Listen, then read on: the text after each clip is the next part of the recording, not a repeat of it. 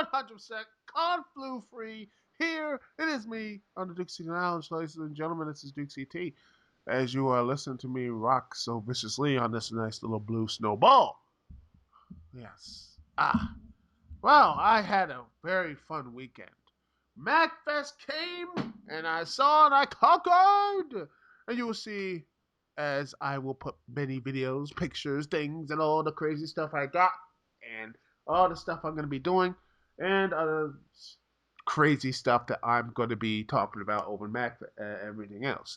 Well, honestly, it was a great experience. MagFest was fun. It was exciting. It was great to meet people. I roomed with some interesting people over at Channel Zero. Shout out to those guys, and Patrick, Alexander, the dude let me stay in this room with his interesting roommates, um, and everything. It was so much, um, you know, all this stuff that's, you know, so much great things and so many, just I met so many interesting people. Shout out to Patrick Sargos and such. I met Zenith. I met him. He was really fun. I got the cameo in this little. I got a cameo. In fact, I cameo with a lot of people. With Aaron Mills, aka Dubious Khan. Going to be, stuff like that. And I try to do a potential little crossover and such. Many interesting things. Gave away a ton of my business cards to people, including people like that, and got one of them signed. Oh yes, I had some of them signed actually, from Chugga Conway and from the Runaway guys and such. And once again, I did not get selected. I never get selected to the Runaway guys throwing controllers panel. I never get it because I know I would be that good, brothers and sisters. I would have came back a winner because that's how I am. Because I am a winner and I'm greatness. That's what I do. That is what I do. I like my career because that's what I do. Putting people in the Hall of Fame. But whatever. Yes, I am just. It was a great experience. Met guys and gals, all friends and people I've never seen around in a while. I ran into Peter Lapp, aka Dr. Pepper. Man, I haven't seen him in a long time. After he stopped posting stuff, it was fun for him to meet him, talk to him. It was nice. Um, I met him when I was walking in, and I saw him, talk to him. It was like, hey, it's great meeting him, man.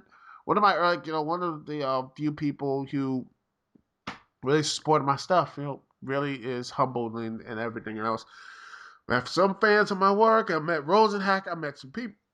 It was a great experience. It was great fun, and dang it, I missed. I missed Matthew Gregg, the guy from Botch Man. I missed him. I was just too busy soaking in all the lights and fun. I missed him, but here's hoping I somehow catch up to him and later down on the road in MagFest 2017 or otherwise. And there's other people I missed out too. So maybe next year, one day I'll actually start an old panel if I get a little more popularity, a little popular, if a little bit popular. Maybe get a couple more subscribers, move more stuff like that. Move the needle. If I could just move the needle a little bit more, which I feel that I am going to be doing for the next couple of years, I feel like I can move the needle. I feel like 2016 is that year. I feel like I'm going to finally start moving the needle. And with the last couple positive things and last positive reviews I've seen up, I am feeling really good about myself. I am feeling really, really positive about myself. Very positive about myself. So, yeah. I have a lot to. Gosh, it was just so much fun. It was so much fun to do, to just to be there. And then there's so much things I could talk about right now. And, so many memories, so many conversations. We talked about what was like very interesting, how Marvel versus DC, the whole thing about the home about how I think DC is going to do pretty well with Batman v Superman. I think that's going to be really good. I think honestly, with all the craziness that Marvel has been doing off stuff right now, not letting you know, the whole Black Widow not getting a toy, then Joss Whedon getting kicked off on Twitter because of the SJWs. Then you have the Marvel CEO donating some. Let's see. Let me look at the story up once again. Uh, let's see. Okay, let's see. Ah, yes. Marvel CVO Ike Perlman gave Trump, no, not Trump, or anything else, which is hilarious. No, he gave money to military veterans, and Trump was the guy, I think was the MC. But yeah, he was not. A lot of people did not like that. It's a lot of negative stuff is going on around him. So yeah, there's a lot of negativity. Personally, I don't give a crap. It's he's giving money to the veterans and such. That's a noble goal, but I don't know. Maybe he should have had a little bit of forthright, maybe foresight to see, well, because it's a crap show. Because you know what's going on right now. Marvel's in the lead, but they're gonna keep hitting themselves with this stuff. It's whatever you think about this is bad publicity, and trust me, you don't want to be in the negative zone of that. And if Batman v Superman has a very positive say, I don't know, like have Wonder Woman in a very, they are showing her, even though it's a bit part, very highly in the trailers. They're showing her being really, and then not only in the movie, but also in the toys department. If they look like, say, they're gonna have big toys, saying this, that, and the other, and have a huge rollout, that's gonna really, trust me, that is, I have very, very, very high grievances against the SJW movement. I think they're horrible, horrible cretins. That's what I think the whole lot of them are. But they are popular. They are a huge, huge, huge group. They control the narrative at this point. The they are they are vocal, very, very vocal minority. And if they see what this happens and they have all this stuff that's going on, and Marvel slips up the ball and have, like, say, they're not going to have like any type of toys, the Civil War toys, they're not going to have any, say, like the Scarlet Witch or Black Widow all over again. They might freak out. They might do something. So you don't know here. They are they are numerous. SJWs are numerous online, and they're whatever you think they are. The negativity and such, which I can't stand about the SJWs, but they do have influence. So Marvel better get their crap together, which I said the whole thing.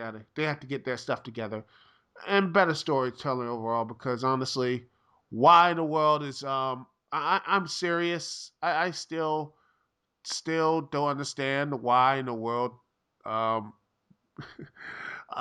you know why Cap America trying to roll with his boy, the Winter Soldier. Why?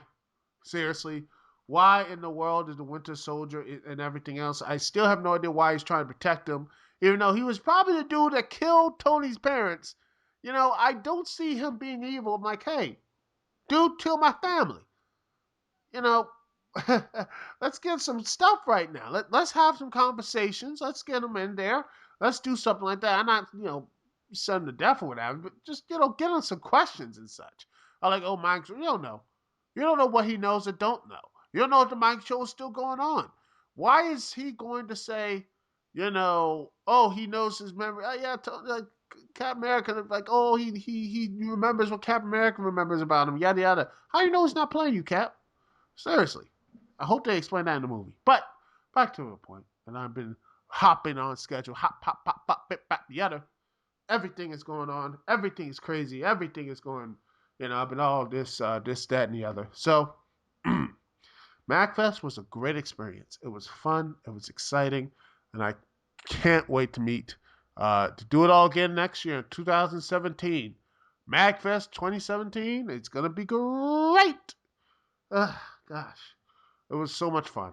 And So many things I got, and so many things. I will show the video what I got and everything because you can only do so much on a podcast. So I met so many great people, met many people, and got some posters and a new prop for the show. Which, by the way, my season premiere episode will be up, hopefully, on March 6th. That's the late date I'm trying to give it. Anything else and earlier? My show, my premiere, will be talking about the movie Elektra. Yes, Jennifer Gardner is. Let me see. Let me see. Was it Jennifer Gardner? Yes, it is Jennifer Gardner. I'm gonna be talking about Jennifer Gardner's Elektra. And oh boy, I got a lot. And I've got a lot to say about that. So it's going to be a fun review. A real fun review. By the way, special features. Actually, this is how old this thing is. It has the sneak peek at the return of TV's Family Guy and the new series American Dad. Ooh, this joint is old. I mean old. Like 2005. Yeah. Whew.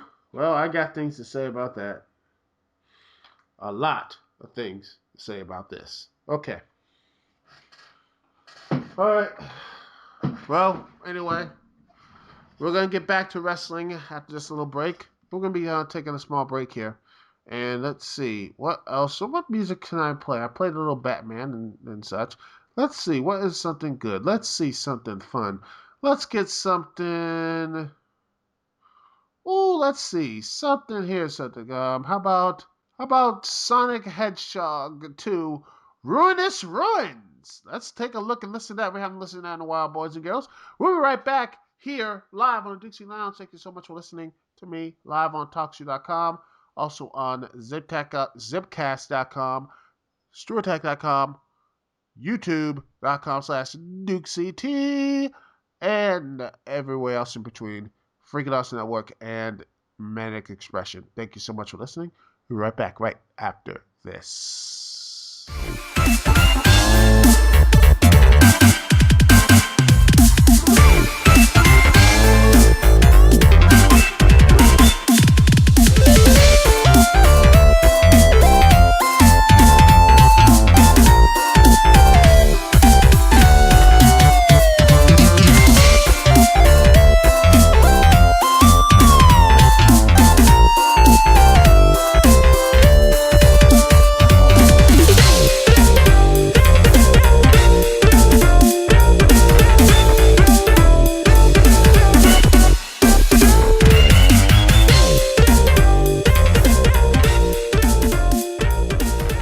And we are back live, ladies and gentlemen.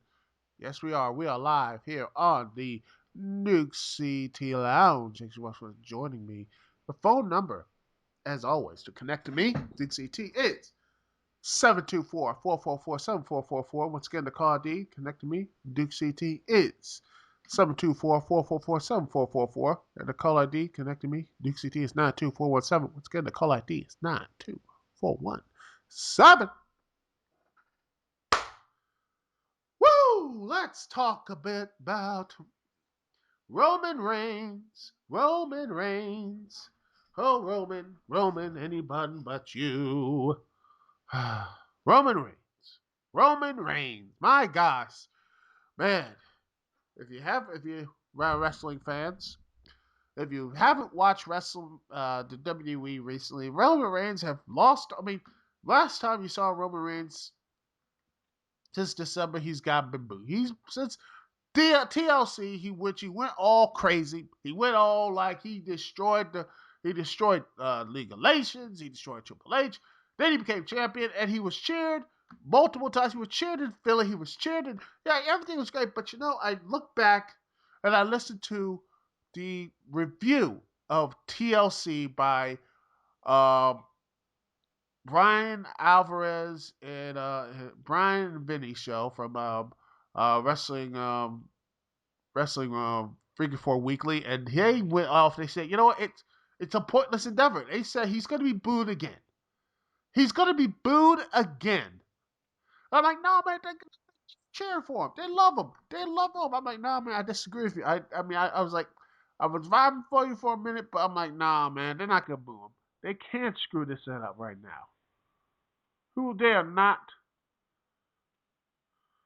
Um, they can't be this. I mean, the Dice cast, they liked him, but then they started to really ramp up the Cena-ness in Roman. They took away the Goldberg-ness, that silent badass killer, and put him back into Cena mode with the tater tots, and then all this other crazy stuff afterwards, and then just kept going and going, and then the 20-minute promos, it just gotten so bad that it was just getting booed again a month later. A month! Roman Reigns was being booed again.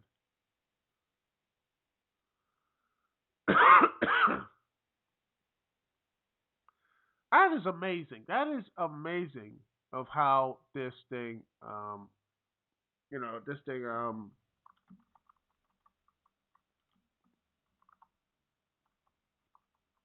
you know,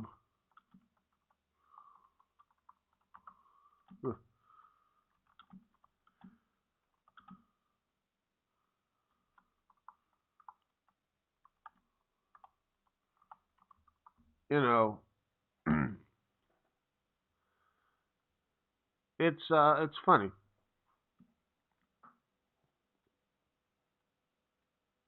because how Roman Reigns is now being pariah, and then the build up of Fastlane, which I'll get to review later on, um, and such. He was basically the afterthought while they were building up for Dean and Brock, which honestly sets it up for their WrestleMania match, which Dean gives no fucks. Which, by the way, that's Dean Ambrose's whole mentality. He gives no fucks and just kills, like he just doesn't care. Even after the day after Fastlane, Brock just stepped on him, gave no f's, and just walked off, and then Paul Heyman just dropped the mic right on him. And that's like, dude, that's just terrible. Yeah, and then he's like, brah. I'm like, dude, take your L. Dean, take your L and move on. He doesn't give a crap. He's like, he just, Dean Ambrose will not let this go. He's not taking, he's like, no, I'm not going down like that. I'm not going, the L, I'm not taking that L. He's not taking that L, man, and just move on. But now he's got the ire of the beast, and then putting himself in a street fight, and he's got this F5'd, after we made the challenge, until like, me and him are like, I'm gonna take you on a street fight, Lesnar, and then he got F5'd, and Paul Heyman says, my client accepts your challenge. And then you have Dean Ambrose lying there, basically, which, by the way, again, where was Roman? Roman was, I think, last time I checked, Roman was checking his phone. I think he was checking his app or something, checking on the WWE app or something like that. Just worried for his friend. His friend was right there, By the way, Roman just knowing.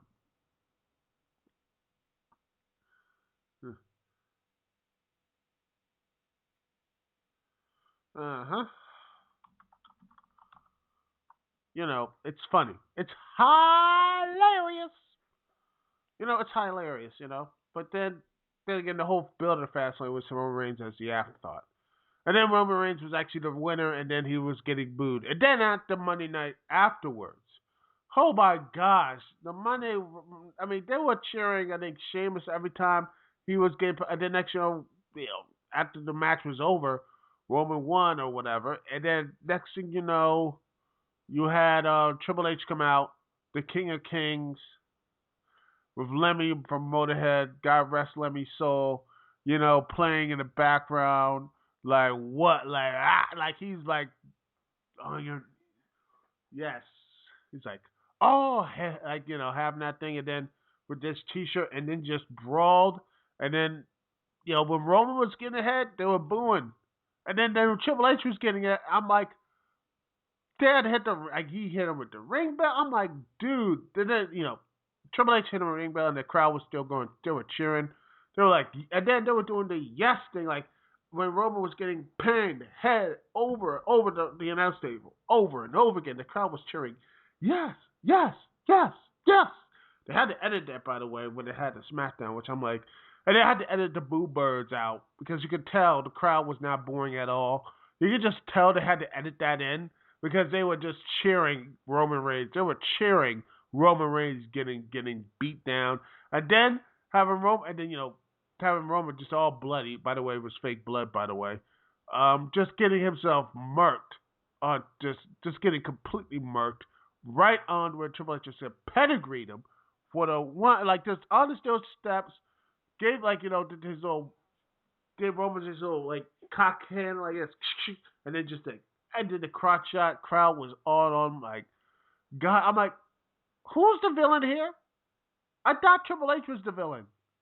It goes right back to Roman getting no love, and it reminds you so much of Cena and Triple H, like back like 10 years ago, WrestleMania in '06. I mean, you had him basically being booed and such. At he says, Rome, and you have. I mean, he was like just like that, like they were cheering Triple H on. They were cheering him on during that. And Cena won, which by the way helped build Cena up, saying if you like him or hate him, that was their whole thing. What have you?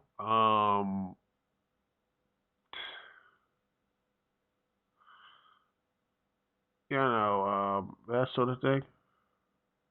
But now it's the same thing. It's just there he goes again. Roman's getting beat down, and now they're cheering for him. They're doing a yes chant. I was like, wow, Roman has been completely and utterly destroyed. Here's hoping that they'll fix this. I hope they will fix this. They have to fix this by WrestleMania. And the only way they could fix this is have Roman just completely step. In fact, ditch the Shield gear. I think ditch the Shield gear. Have him come out with no music for a couple weeks or something. Have some new music debut for him at WrestleMania or something. I don't care. Have him do that. Just have him kill everyone around him.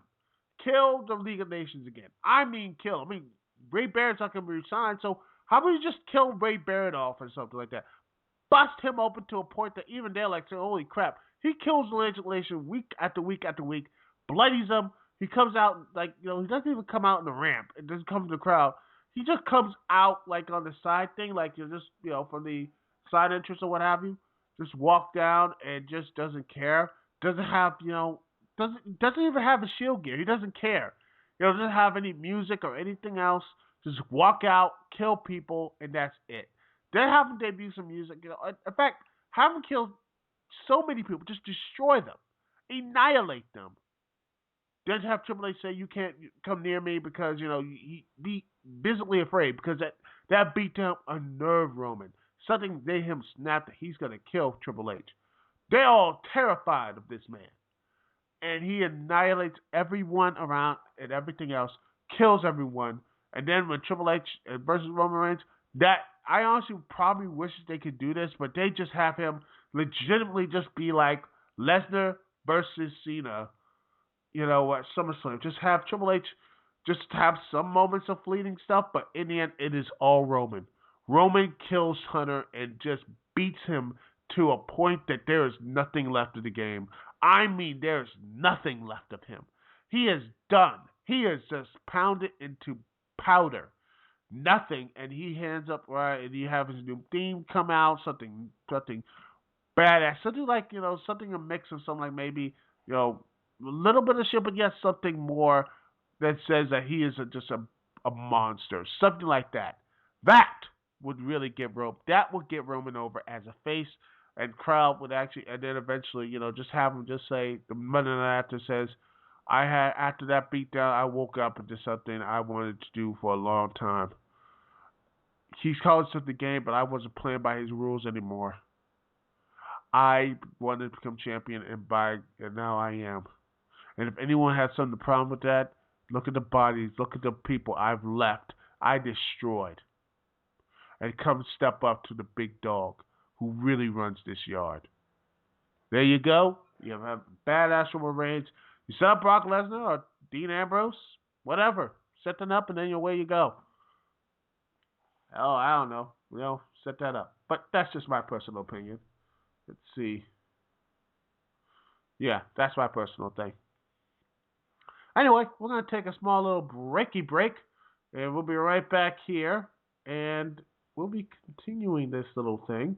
Let's see, what is something, how about this? Super Mario RPG Booster Tarantino. How about that from DJ Pretzel for this from OC Remix? I'm gonna get some new tracks eventually, people. Do not worry.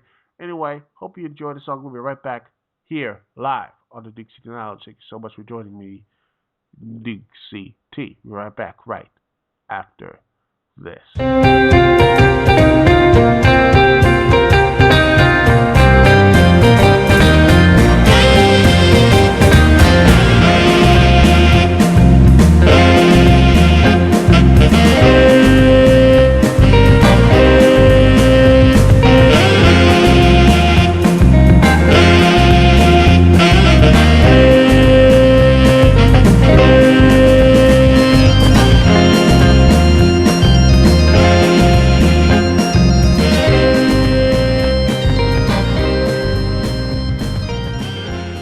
And we are back here live on the Dukect Lounge. Thank you so much for being here with me, the people, and everything else. I am humbled. I am gratified that anyone listens, anyone watches, anyone does anything else to this little podcast. I'm humbled to humbaloo. Live, everybody. I'm humbled that anyone who listens to it, from one person or the other, I thank you so much. And, all the other things. So, anyway, Fastlane, that happened. So, let's talk about it. WWE Fastlane. Let's see. First up, I did not see the pre-match because I don't really care for him. And this is really silly because you had the 2 out of 3 falls match um at the pre-show, which, okay, you want to make the pre-show important, but seriously, the way it was structured later on, the pre-show should have had the cutting edge peep show. Yes, the cutting edge peep show. Yes, that's it. Um, but anyway, Callisto wins with the 2 out of 3 falls match to retain his U.S. Championship. Anyway, let's go with the first real match of the card. Becky Lynch and Sasha Banks team up to take on Team Bad, Naomi and Tamina. I really enjoyed this match. It was a very fun Divas tag match. It was very rare to say, but then again, looking at the people involved, it's not really surprising. Naomi, I don't care what people say. I love her. She's great. I love those little kicks she does.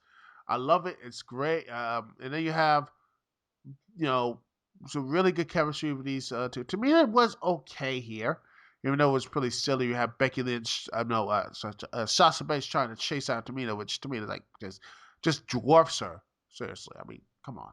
I don't know, but anyway, I know it's set up for a for the rear view from Naomi, which is a terrible finisher or something. Or one, they should really get a new finisher for Naomi. That'd be really great. But anyway, this match was really fun. Both the teams, I think Becky Lynch, Sasha Banks have good chemistry as a teams. Naomi and Tamina did pretty well here. I really enjoyed this match as Becky Lynch and Sasha Banks won. I give it a 7 out of 10. Really good opening match. Next up is the Kevin Owens versus Dolph Ziggler, and damn, Ziggler doesn't know how to sell. What happened to selling, by the way? Is it a missing dinosaur, or it's just now what wrestling is nowadays? I call it the Ring of Honor effect. So it's the Ring of Honor effect has been hitting the WWE, which is sad. It's really really sad. But anyway, that's something. But anyway, Kevin Owens and Dolph Ziggler. These two, it was a decent match. Ziggler went selling his clavicle and all this type of stuff. At the end of the day, I really didn't really care for this match. The overselling, the underselling, yada yada yada. Kevin Owens wins, but goddamn, Ziggler needs to start selling and actually, do actually some real consequences of the match, like the moves and stuff have real consequences. Next up is Big Show, Kane and the Ryback, the Titans taking on the Gods, or whatever they want to call it, as the Wyatt family, Luke Harper, Eric Rowan, and Braun Strowman with Bray Wyatt. Actually, this was really fun. This is a really fun six-man tag with these big guys coming in and bowling people over. I loved it. I liked the good old-fashioned Slobberknocker. Wasn't, Ryback did his thing, and even though he, I wish if I could tell Ryback, if Ryback somehow listening, which I doubt, but if Ryback was listening, first off, I would say put the singlet back as everything else. Bring the singlet back. Bring back the Ryback rules thing, as a face, because I really feel like he has that personality. I love it. And stop trying to do these high knees and such. Do you? Don't do everything else. Don't be drop kicking and everything else. Be you. Be just powerhouse. Be like that. Just crush people. Do hey, you know what? Bret Hart didn't need to do all those type of moves to get over. He didn't need to do that stuff. He did some really good stuff on his ring. He did only 5 moves. Yeah, he did them such crisp and such perfection. That's what you call it, excellent execution. I'm not saying Ryback could be Bret Hart, but I think there's a lesson in that is that you don't need 5,000 moves to get over. All you need is a couple good moves and do them well, which sometimes I think Ryback has trouble doing so. He needs to be really, really careful and do those things out and do those things, to continue to be this way. Continue to do those big power moves. You're a powerhouse. You're not a light heavyweight, man. But I really did like this match. Both teams had good chemistry with each other as Ryback picks up the victory, and I really did like it. It was a very fun and exciting match. Um, Ryback dropped Luke Harper with the um, there's a cell shock pretty hard. I don't know what his Luke Harper's arm is. I don't know what anything else is. So maybe it's just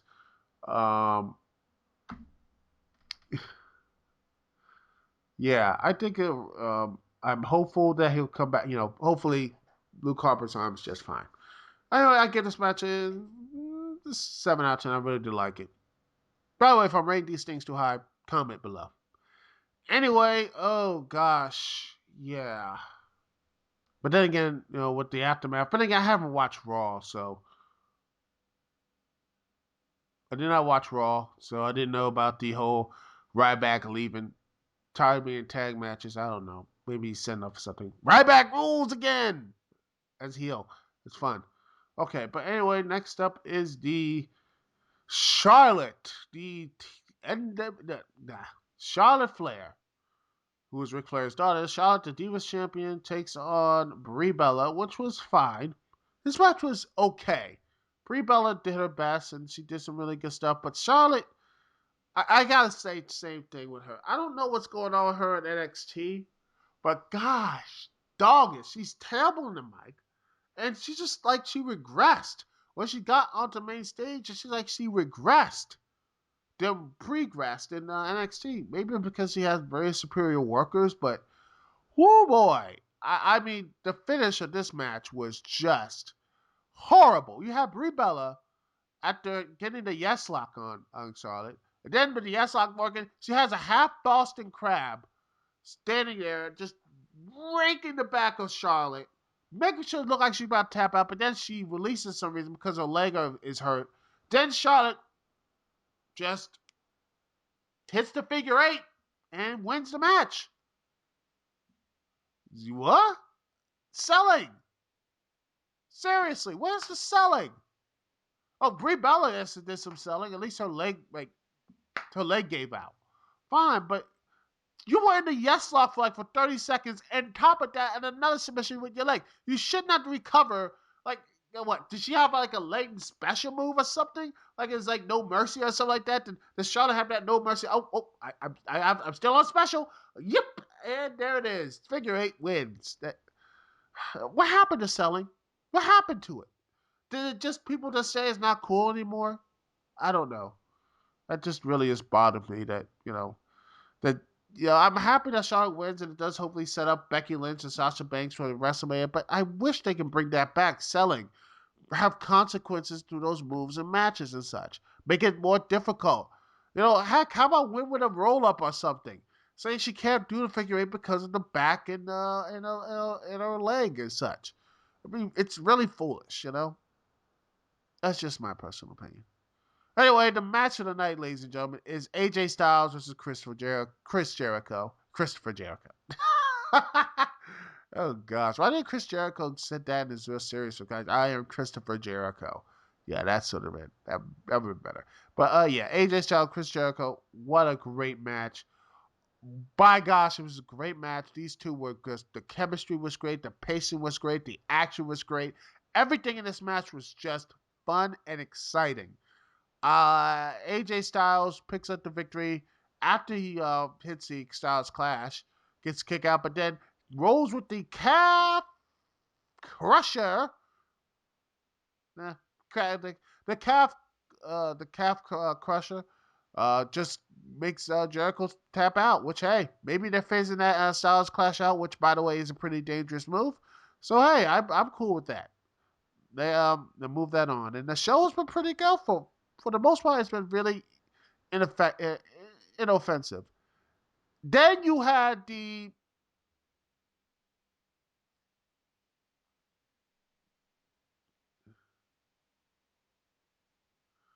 know, then you have the segments, these two segments. Oh gosh, back to back.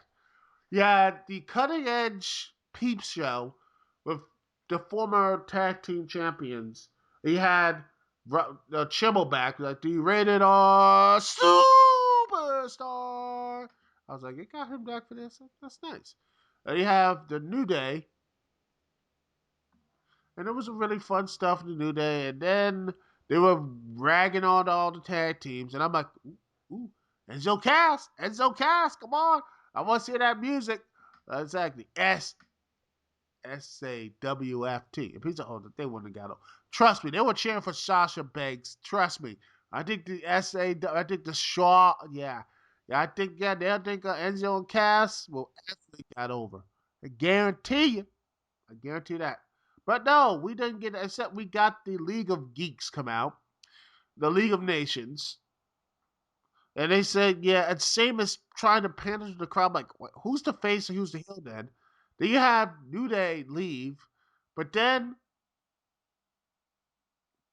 oh yeah, I love that. By the way, New Day just basically just shaked they killed off the New Day. They were gonna run down tag teams, the League of Nations. New Day ran down the League of Nations and such. The League of Nations came out. They said they wanted to get on here saying how great we are, yada yada yada yada yada da, da. And then they left the ring too. And then the New Day started to do some twerking, and then Edge put money down, and then they were trying to put the show. I'm like, nope, never watching that show. Because that segment was terrible. It just was bad jokes. It went all too long. I didn't care for it. I wish it was in the pre-show because it would have been a heck of a lot better. And then again, I think the next segment was better because you had the social outcast come out, and you had R-Truth taking out R-Truth for Curtis Axel. This match was pointless. It was bland. It was boring. I didn't care for it as Curtis Axel wins against R-Truth in a this stupid storyline with him, Archer trying to and Goldust trying to be partners. I don't care. Move on. Sucks. Terrible. Um, that's something that's not terrible. What's the main event? As Roman Reigns takes on Dean Ambrose and the Beast, Brock Lesnar. In a triple threat match and some of the number one contender for the WWE World Heavyweight Championship match at this year's WrestleMania. This was a fun match. Dean Ambrose, Brock Lesnar, Roman Reigns, great chemistry with each other. Action was great. Pacing was really good as well. Even though I was expecting, the part where Dean Ambrose and Roman Reigns killed Brock Lesnar with not only one table shot, but two. And after the second one, they started legitimately burying Brock Lesnar. And I wanted Brock Lesnar to rise up like a like one of those kaiju from Godzilla movies, and just like, I just like, and then and then Roman and Dean were like, oh shit, like that look of like, oh shit, like that look, and then just like, just have Brock just completely and utterly punish him, just do that type of stuff. But he did anyway, and you have Roman Reigns headlock, Roman Reigns and Kimura lock, and I love how Roman Reigns was like trying to, he legitimately lift him up, but then Brock Lesnar still had that Kimura lock on him, you know, and everything else, and then Dean came out with a steel chair, just laid out Dean Ambrose. Dean Ambrose laid out Brock Lesnar and Roman, just killed both of them. And then next thing you know, Dean Ambrose knocked Brock Lesnar out in of the ring. And then Roman Reigns somehow, with the power of booking and the power of like Vince's by the power of Vince's pushing power, his no, scratch that. But as Roman Reigns gets up, shakes off the Alls by the power of Vince McMahon's erection, he spears Dean Ambrose and picks up the victory. And again, with a show where there's little to no selling, this makes sense, but god damn it, where's the selling again? You know, after getting off the Kimura and everything else, Roman Reigns picks up the victory, and we all know what happened with Roman Reigns later on. I discussed earlier in the podcast. And a way to fix him as well. But overall, besides that point of the after the those two segments of Curtis Axel, R-Truth, and that terrible cutting edge peep show segment, I think this was a really decent pay per view, a very decent pay per view, and I would give this a 5 out of 10. Very fun, but really is at the end of the day only at least maybe one or two matches you can come back and look forward to, but that's pretty much it. Everything else is you could easily just see on Monday Night Raw. Anyway, thank you so much for thank you so much for listening and watching. If you put this on to YouTube's, thank you so much for being here. Anyway, this is Duke CT here. Peace and love. I will see y'all when I see y'all later.